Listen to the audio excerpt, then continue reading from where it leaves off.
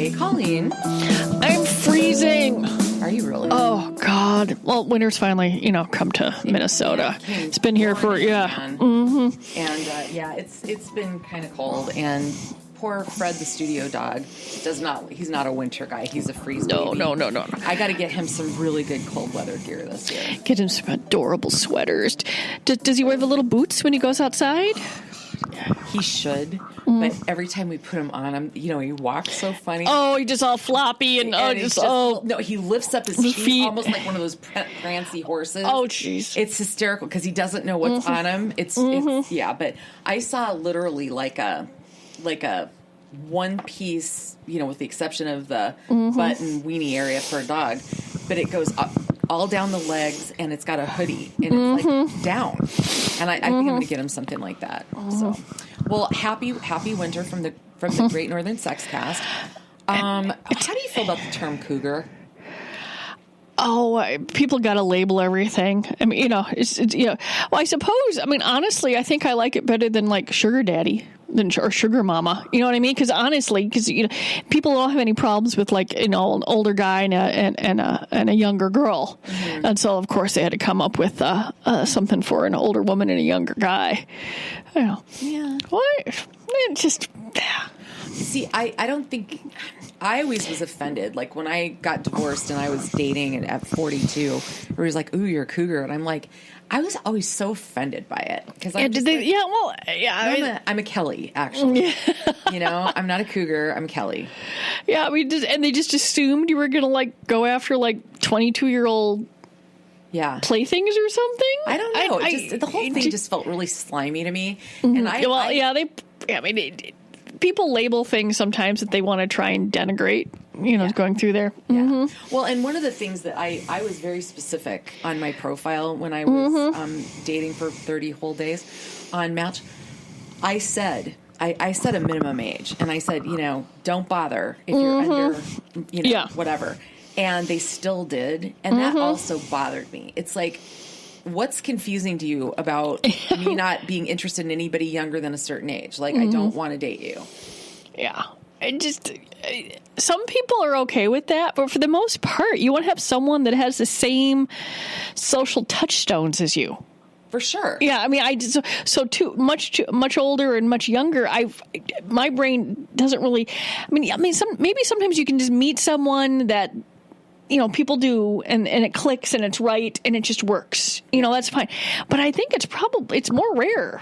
I think that it actually, works. Yeah. If you're someone that's looking for a meal ticket, male or female, then hey, that works for you, and obviously works for the other person. But it'd be really nice if you made a comment about something that happened to you in high school or college, and someone wasn't looking at you going blink, blink, blink. Yeah.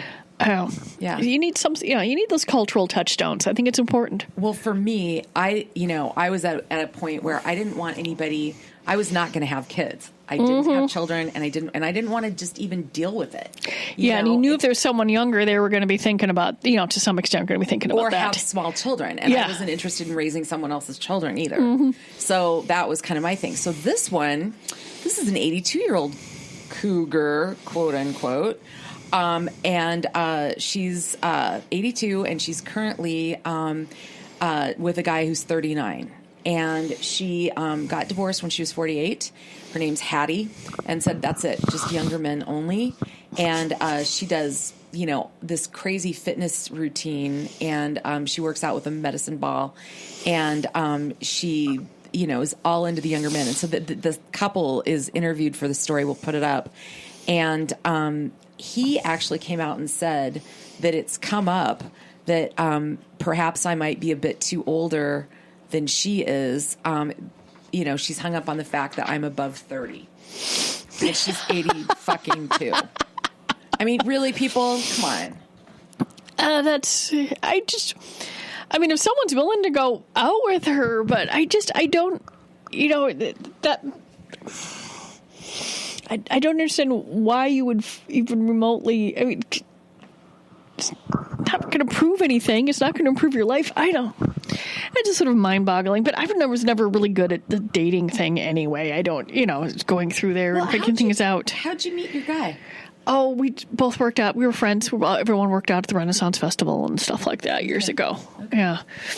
But rarely dated and did all that. And I certainly, like I said, if someone didn't, what could someone that is 39 and 80, what the hell it was, 82. I mean, there's no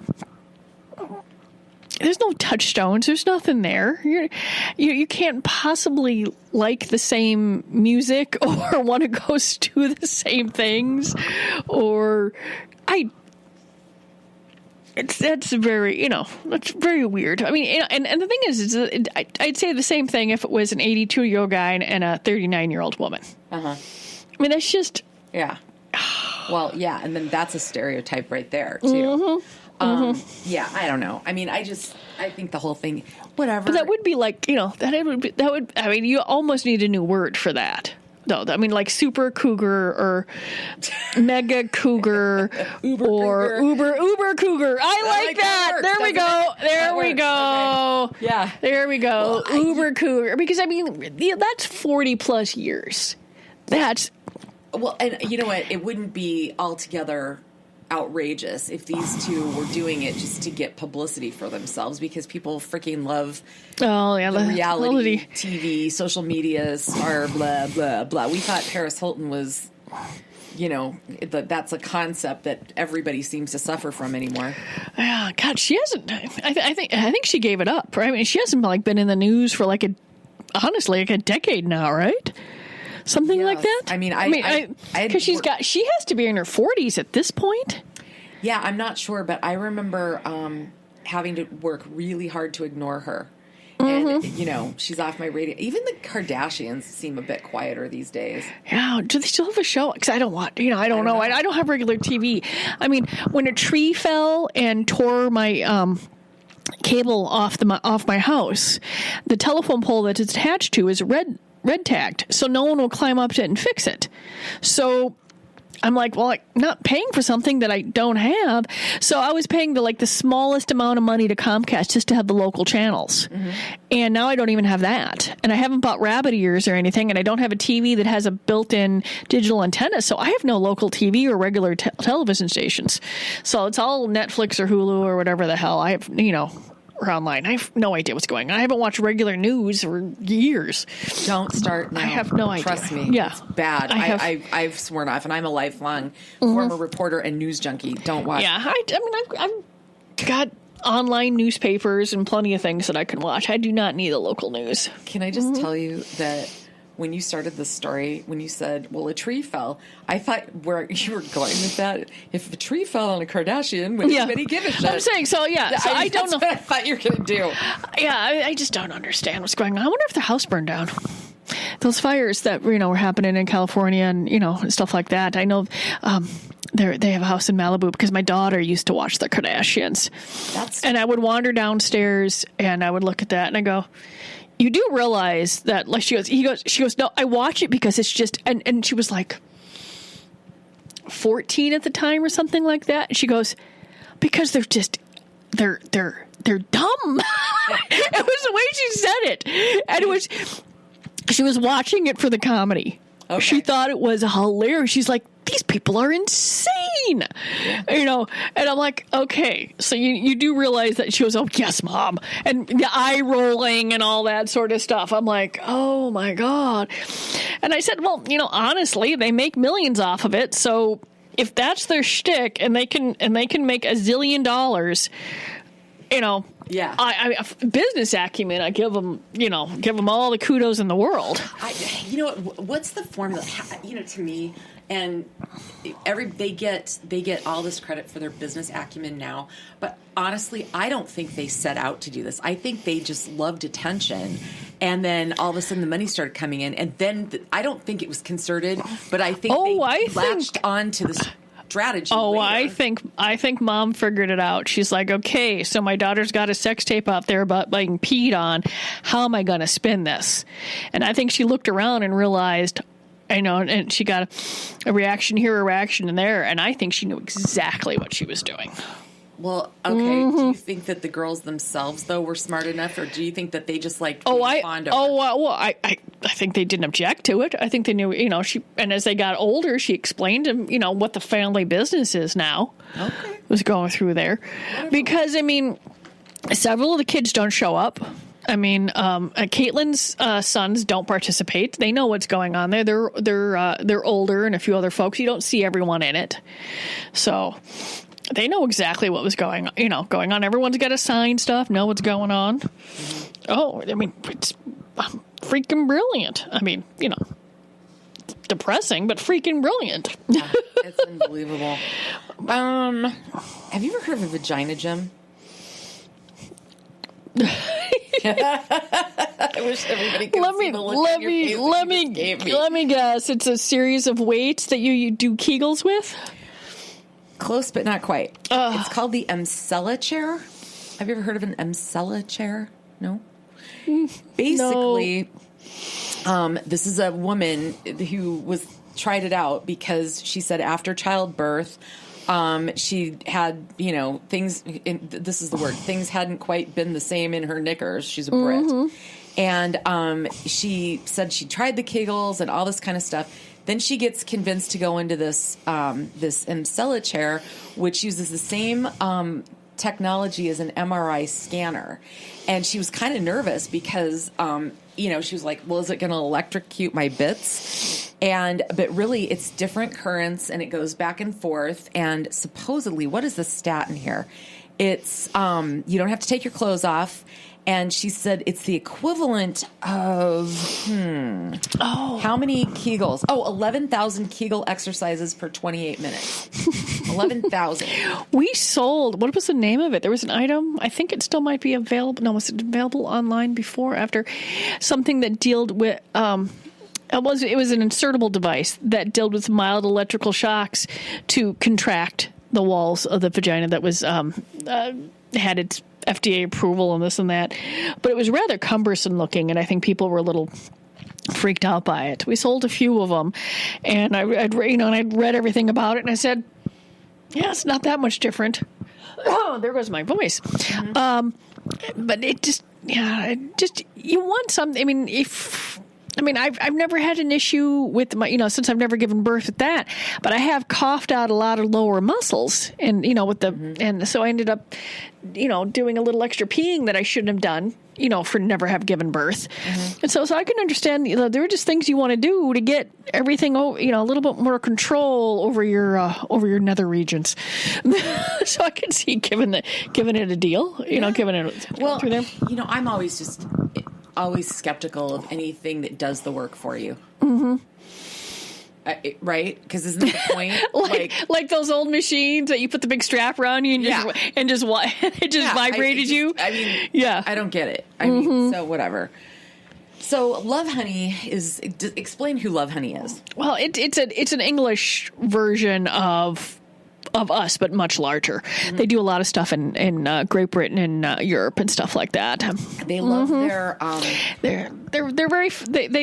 They have a research division. They do a lot of different stuff. Yeah, and smartly, they've got a sex and relationship expert on staff. Her name's Annabelle Knight, and she goes out and does interviews. PR, right? Awesome. But her latest thing is a so-called new sex technique, so basically fucking sideways on your side is now called a technique, the Kivin technique, Kivin. But this isn't about just penetration sex. This is about like oral sex on the side. And she said, think of a taco instead of standing up and balancing, laying down flat. And then you're supposed to go in on the women that way. And that made Cosmopolitan magazine F1. I had a subscription to Men's Health and Cosmopolitan for all, because they always have a section about sex and sex toys and stuff in the back. And after about a couple of years of getting it and realizing, okay, what are they talking about? What are they doing? And they've got, and as far as I can tell, it's about 18 to 20 months, and then they just recycle the stories. Yeah. They might they'll come up with a different term, nothing going through there. And as far as I can tell, I don't know if it was a pay for play on the toys, but some of the toys that they would recommend or the toy of the month, I'm like, that's this is 25 years ago. This is it's just, I've seen the toy and it's not very good. I'm like, do they even, I'd be reading the description of the toy and it was going through there, and I would sell it and it wouldn't be talking about the same thing. Like, who the hell is writing this stuff? Yeah. Well, there's so because I thought, well, for a while there, I'm like, well, maybe I should know what's going on. So if someone asked about a particular toy they saw here or there, and I'll Google some stuff, and I'm looking through different things, and people find videos and information, and they send it to me and stuff like that. But I never found anything in any of the Cosmo or Men's Health articles that you didn't already know about that I thought was new or interesting enough to keep up the subscription. It's all so vapid anymore. It's just absolutely fascinating. I'm like, how do people? I mean, you can just, like I said, there are a lot of very viable, wonderful. Minnesota has a whole department on human sexuality, and Planned Parenthood. I've mentioned that before. All the questions you'd want to ask about that. Different websites. I mean, there's just the Cancer Society of America has a whole section on sexuality after diagnosis and stuff like that. There's a viable, real information out there about sex that you do not need to get from Cosmo. It's going through there, and then there's been so many years. I mean, even Ducky Doolittle does seminars, online. You can follow. You can sign up for her seminars and learn things. Mm-hmm. There's so many people out there that have actual, true, solid information about sex. Yeah. That's one of the reasons. I mean, when I redid the website, I used to have an information section, and we're working on it again. But I'm mostly going to put links to these sites. Yeah. Because why am I going to reinvent the wheel? I mean, I wrote a lot of our older stuff that I had on there, but it was all stuff that there's a book called Guide to Getting It On, or there's, people that wrote all the stuff. I'm like, why am I trying to kill myself when there's perfectly good information out there? And so I found a whole list of links, and that's one of our next things that I'm working on is I'm just, you want information about anal sex, here's the best place I can find it for you. That's smart. That's really smart. And, we've come across some unbelievable resources over the years. Yeah. Dr. Markey, she's an amazing guest of ours, and, I bet we could link to some of her stuff. I mean, Scarlet Teen, a lot. I mean, I know a lot of things. People ask me stuff, but I mean, but I've always had a difficult, and there's, but I've always had a difficult time, and maybe I shouldn't. I mean, a lot of folks do that's calling myself a sex educator. But I mean, honestly, you have become. Yeah, I am. You really are. I know what's going on. I would definitely. Just going through there, people ask me stuff, and I'm discreet about it. Well, would you like to dive into 5 vagina facts? 5 vagina facts. Go forth. See if there's anything I don't know. When you're turned on, your vagina doubles in size. Agreed. It's a stretchy thing. You got to put a kid through it. Mm-hmm. Yeah, vaginal tenting. Mm-hmm. And it creates exactly for that very reason. And it also allows sperm to move up into the cervix for contraceptive reasons. Number 2, they need to take note of this in certain cultures and countries around the world. You may not have been born with a hymen. No, yeah. Hymen has nothing to do with virginity whatsoever. That's got to be stopped real fast. Yep. So I think that's just think about how many women have been tortured. Yeah, hundreds of thousands, even millions of women being persecuted for this particular reason. And they may not have done why they had sex and you may. If you have a smaller clit, you might have more trouble orgasming. Size matters, apparently. Agree, disagree? Probably fewer. You have fewer nerve endings Yeah. exposed. Yeah. See, That doesn't seem unreasonable. Okay. Vaginas can get depressed. There is an actual medical condition. We did talk. Yep. I remember this going up there. So yet a second study, so that so we know that they're just bullshit. Yeah. Medical name is vulvodynia, but they call it a depressed vagina. They had a Sex in the City episode. Charlotte had a depressed vagina. I'm sorry. How could you not laugh? But it's not funny. It talks about stinging pain despite no sign of infection or skin condition, and and antidepressants help it. That's why they call the vagina depressed, because oddly that kind of medication helps the vagina. Mm-hmm. And if you don't have enough sex, number 5, you can become or experience dryness, and you'll get pain. Use it or lose it. Definitely. And atrophy. Yeah, that happens. I mean, I know, and especially after another thing that can happen with atrophy and stuff like that is any time that you have any sort of radiation or chemo or this or that or anything, a lot of that dries up linings, and linings is linings. Mm-hmm. And so you may have a different cancer or something go through there, but if you're shoveling all those chemicals through your body, you may not be able to produce the lubrication that you used to, and the tissues can become thinner and a bunch of other things. So you really do need to find, and I would probably start with like a water-based lube. It's they're a little. You can use the silicone if you want, but I think most people would be water-based lube is certainly a little more natural feeling. Okay. But it's you definitely want that.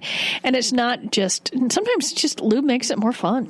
Oh, for sure. Oh, yeah. But you know what? It's interesting, though. I mean, how many of your wonderful Fantasy Gifts employees have visited us here on the show over the years, and the amount of knowledge that you guys have for reasons just like that. You've had customers come in and kind of bare their souls and say, well, I had cancer and I have this problem or that problem. And I've loved it from the day I met all of you, how you genuinely care about helping these people. Yeah, for real. God, hopefully I can find it. We got the best review the other day. It was the sweetest thing. Orgasms, hemp products. Oh, by the way, our CBD stuff is going to. Oh, the dildo on the speaker. That was funny. This is what was written. It says, the staff could not have been classier, more mature, or more knowledgeable and helpful. Clearly, they knew their stuff, and I was glad I asked questions. They didn't make me feel immature or ashamed.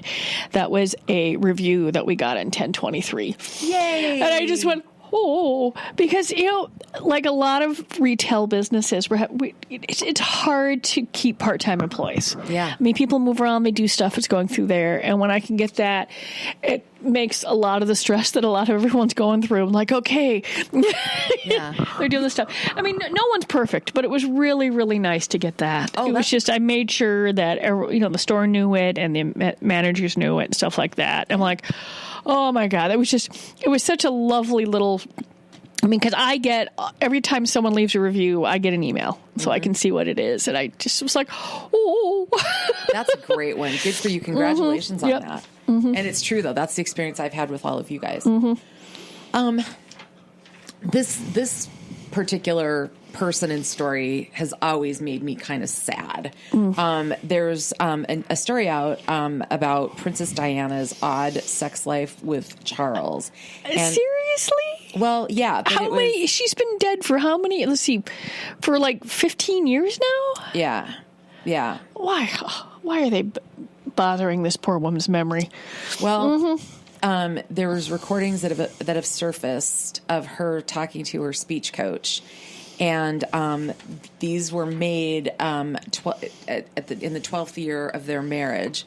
And long story short, she said, well, there was sex, but it was odd. And it fizzled out when Harry was 8 years old. And she said he only wanted sex once every few weeks. And then she talks about finding gifts that he had intended for Camilla, who he is now married to. She talked about discovering the affair and all of that sort of thing. And I always found that whole situation to just suck so incredibly badly. And she talks about going to lunch with her sisters and prior to the wedding saying, I don't want to go through with it. He's still with the other person. And she was like, she called herself the sacrificial virgin lamb. Well, she pretty was. There's nothing new there, for Pete's sake. I know, but it's just that whole thing was such a bummer. Why in the world you would, I suppose with the sons getting married and the grandchildren and stuff like that, and people are all, but I'm just like, oh, that's just, yeah. But, it's very interesting that they didn't put the, God, I'm looking right at her, Kate. Through the bullshit that Diana went through. I think her sons have made it very clear that they are going to live a very different life than their parents, and that the royal family is going to be very different in the future. I hope so. Well, and I hope Harry's marriage is a clear indicator of that. Mm-hmm. Have you heard of curving when it comes to dating? No. Ghosting. It's the new toxic thing to do. And they say it's worse than being blanked. So sneaky, most people don't even realize it's happening. To decide if you've become a victim of this, here's what it is. Okay. Instead of ghosting your messages, they will reply, but with sporadic texts, which often take days to come. They'll write something apologetic. Oh, I'm so sorry for the delay. I've been really busy. And they text just often enough to make it seem and use a casual tone, or not a casual, but like a engaged tone, so to speak, to try to keep you. That used to be called being strung along, but now that there's technology involved, it's called curving. But what the fuck? Sounds passive aggressive and completely toxic. So. Oh yeah, I mean, it's just, the thing is that, I mean, like, I'm getting text right now from my daughter because we're going to go get her a flu shot. And I'm glancing at them, but I might have to go through there. But people see them. People do not, I mean, I occasionally have had problems with T-Mobile when they're having issues with their system. And I'll suddenly look at my phone and they'll be like 14 emails and 3 to 5 messages that arrive all at the exact same moment. Mm-hmm. And so I know that is not, it didn't happen then. That happened so rarely. So the I didn't see your text thing. Mm-hmm. No. you don't get a text, but if someone's at work or if you would know someone, you would know someone's schedule. You know what I mean? It just, yeah, I don't know. I'm getting tired of having to brand everything.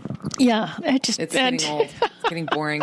Just say asshole. Well, yeah, that can be a male or female. Yeah. So yeah, I mean, honestly, 15 months from now, they're going to come up with another term for that because someone needs to write an article.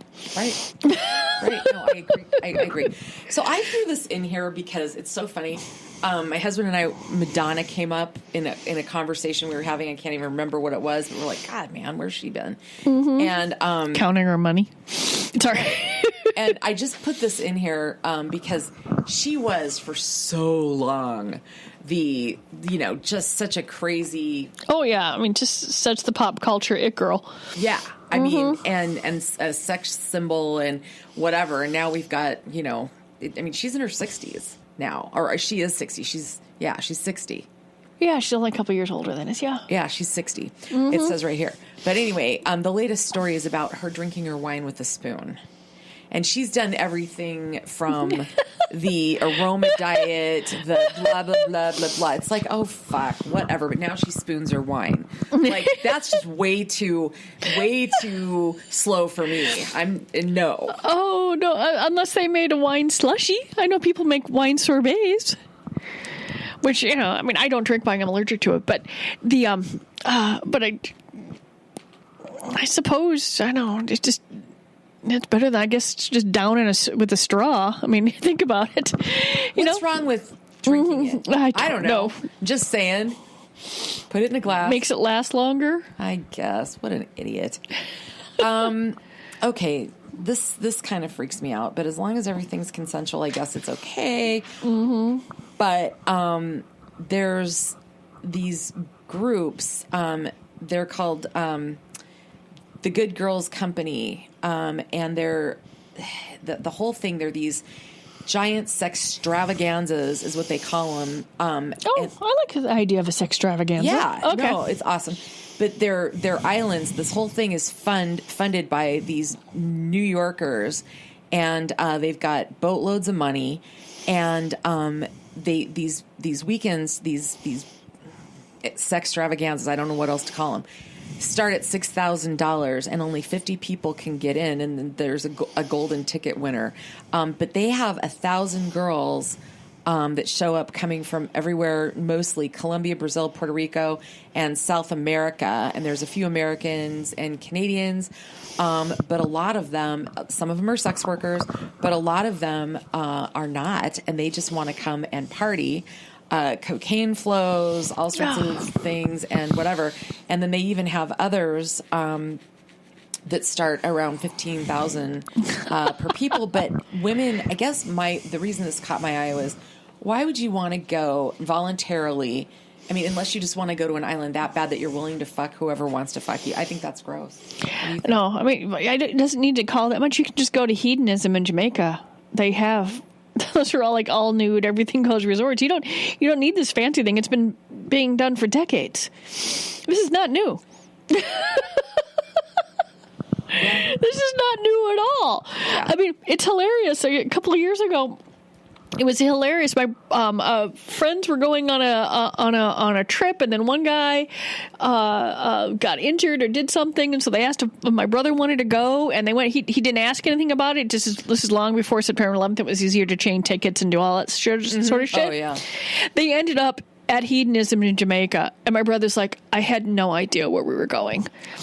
It was hilarious. So he's like, did he stay? Oh, they stayed. They ended.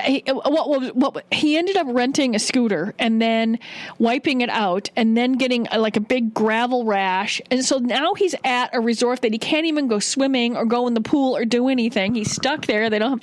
I go, why didn't you get a flight home? But he was too cheap. Well, there's something to be said for watching all the. So my brother's just sitting there. He's like on the beach trying to just ignore what was going on, and there's someone having a wedding, but then the best man's getting a blowjob. He said it was absurd, and he goes, I suppose I was supposed to, it's like. Because this was years ago. He was younger. He just decided to embrace the absolute silliness of it. And just but it was not stories. But it was not one of his best vacations. It was hilarious, especially since he wiped out and he's bleeding all over the place and the gravel and stuff like that. And so then, like I said, you couldn't go swimming, couldn't do anything because he just could have been horribly infected. Came back with that gravel rash. Road rash at a hedonism resort. But like I said, this had to be 25 years ago. Yeah. I mean, this shit, you do not need to, believe me, it does not cost that much. I'm sure. I'm sure a nice week at Hedonism would probably set you back maybe $3,000, if that. Well, these girls want to go for free. And I guess if you're willing to put out, they'll fly you and feed you and blah, blah, blah, which I think is gross. Okay, so this next story is a male escort, an interview with a male escort that talks about what women really want and what they always ask him for. And this guy, his name is Ryan James. He's 31. He quit a really big-time job to go and do this, and he loves his work, blah, blah, blah. And this story reminds me of the show. The Showtime had a show for a while called Gigolos.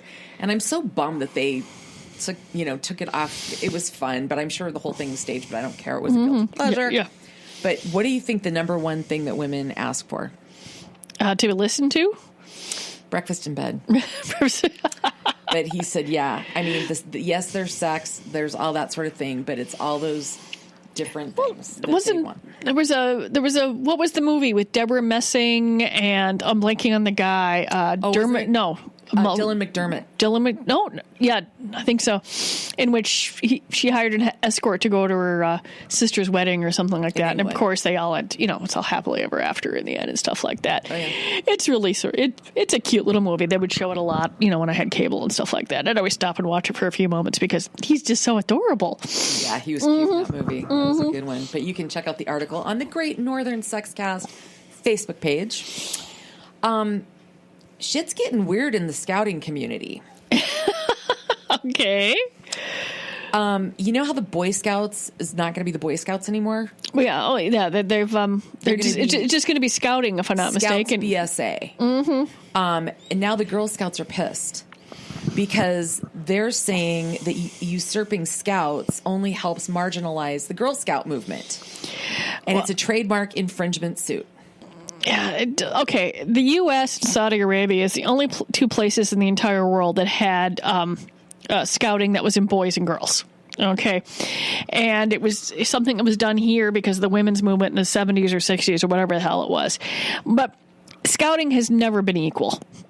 I know what they wanted to do in the 60s or 70s, but it never happened because we were so hung up on sex in this country that it ended up, the stuff that scouting is known for was not really happening in most of the Girl Scout troops. Yeah. It was going through there. They made us sell cookies and sew shit. Yeah, which was different than... I quit after 1 year in Paris. I'm like, I hate this. Yeah. There was absolutely no... I mean, if you just look at what scouting is supposed to do, there's nothing about it that is boys or girls, and it can't be done at the same time. Yeah. Stuff like that. Yeah, it is going to be... The scouting is going to be different in the future, and that's just fine. Yeah. Mm-hmm. Yeah. This is an interesting one. Nevada is ditching with what's called the pink tax. Did you know about this? Oh, the fact that, a tax on tampons and stuff like that? Yeah. It was enacted back in 1955, and they revoked it finally. So, yeah. I mean... How fucked up is that? I mean, women can't help that, and they have to pay more taxes because they have periods? You're kidding me. I haven't looked. I think I don't know whether or not tampons and pads and feminine products are taxed in Minnesota. Probably are. Oh God! What was the name of the guy that owned the bunny ranch? He died. Dennis Hoff. Yeah, Dennis Hoff. Mm-hmm. He died like a month ago, but he was still elected to office. Yeah, and they're trying to figure out what to do because it's kind of an unprecedented thing. Mm-hmm. What's even funnier about him winning is he ran. He did not get the part. He ran as a Republican. He didn't get their nomination, and he was rather miffed about the fact that he didn't get party support. Yeah. But the fact that he won as a dead person is, that's just funny. Yeah, I honestly, the guy always sort of, when I would watch the show, The Bunny Ranch, whatever, was that HBO or something like that, and I have no problems with the concept of paid little sex, but I still felt that the system was still set up. I mean, his role still seemed incredibly sexist. Yeah. I mean, I think that there was no. I was like, oh, this guy is creepy. This is why people don't have a problem with paid legal sex. Yeah. The women themselves that were had the right idea, but the system was still set up, I thought, really, really poorly. Yeah. No, I agree. And so I don't know. I saw this story. I've seen this story a couple of times, and I brought it in here. So with everybody saying that they identify as whatever, and the movement for people to be listed on driver's licenses, even if they don't do an official sex change as an opposite gender because they identify with it, and we've started seeing this spin off in different ways, and this had to be around the corner at some point. A 69-year-old man says he identifies, and he's Dutch, as 49. So he wants his age listed as 49 and not 69. I think there's a lot of things that you can change. The day you were born is not one of them. Just saying. In that case, I know a lot of yeah. I mean, my dad always felt like he was 27. Mm-hmm. passed away when he was almost 71, but he would just, but he always said he figured, about 27 is like where he always felt that's where he was. Yeah. Oh, I've had that conversation with so many people. Everybody has kind of a slightly different age. But I don't, I'm kind of somewhere in there too, probably. Yeah. I'm wondering if it's going to change for different people because we have such an extended adolescence now. I'm just going through there and they realize they're going through there.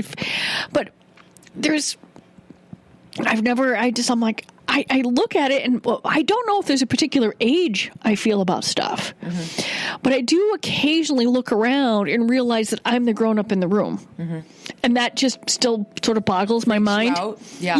I know. But I've been the grown up in the room for like a couple of decades and it still catches me off guard every now and then. Yeah. I'm going to realize, oh yeah, this shit's on me. I know. And it's an odd feeling because that is a strange human phenomenon. Yeah. And it is. Yeah. I've heard about it. This is an interesting note to end on today.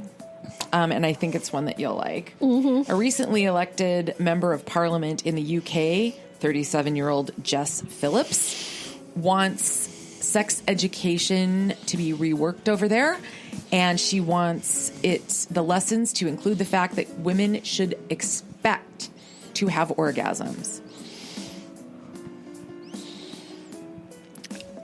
Are they even at the point where they say that women are allowed to enjoy sex? Because there might be a couple of steps there that might be moving.